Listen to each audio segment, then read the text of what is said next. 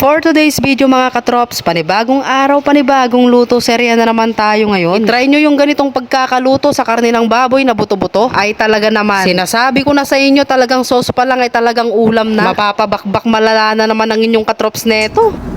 Hindi mo si dati yun yung mga katrops na.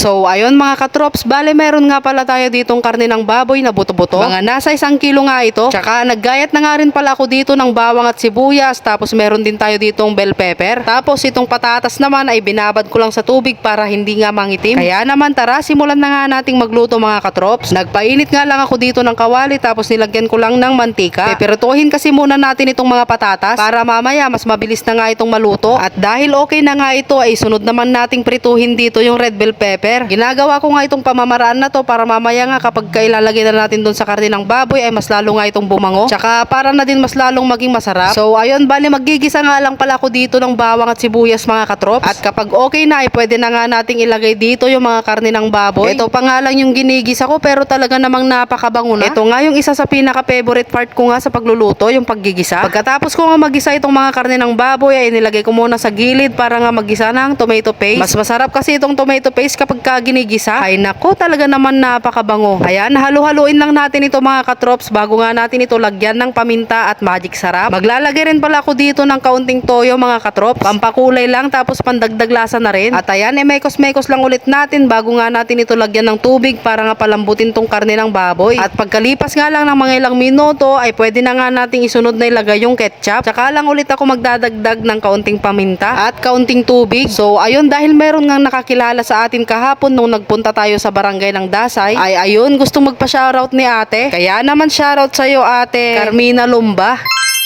Lagi daw siyang nanonood sa mga vlog natin. Kaya naman maraming salamat na thank you sa laging pagsuporta. So ayun, bali nagdagdag pa nga ako dito ng kaunting ketchup. At ayan, halu-haluin nga lang natin hanggang sa kumunti nga yung sauce niya. Ang gusto ko nga kasing i-achieve dito mga katrops ay yung nagmamantika. Yung parang ganito. Abay, tignan nyo naman yan mga katrops. So, kadalasan ganitong putahe nga yung isa sa nakikita natin kapag ka may piyestahan. Yung tipong yung sasarsa pa lang ay talagang mapaparami ka na ng kanin. Kaya naman kung ako sa inyo, i-try nyo na nga rin magluto ng ganito. Mga katrops, mga tayo.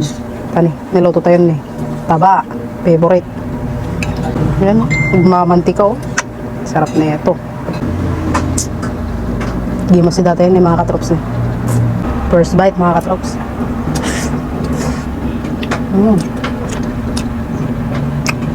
Sarap, malasa.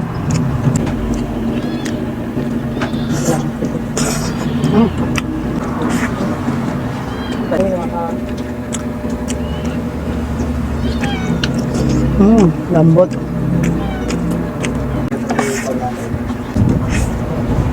Lambot oh.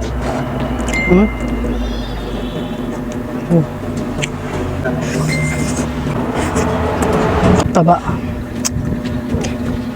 Jadi ko ako daw ulo sa masarsan na. Sarap.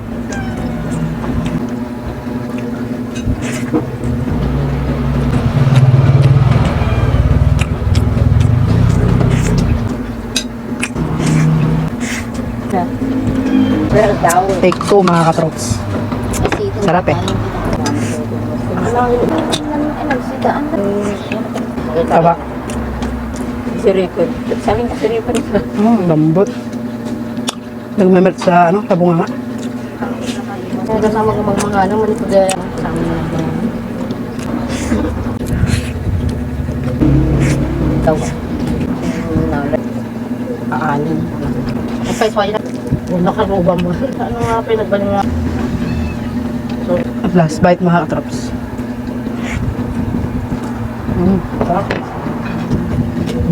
So paano ba yan mga katrops? Hanggang dito na lang itong aking vlog. Huwag nyo na rin po palang kalimutang i-like and share tong aking video. Maraming salamat sa panonood. Bye bye!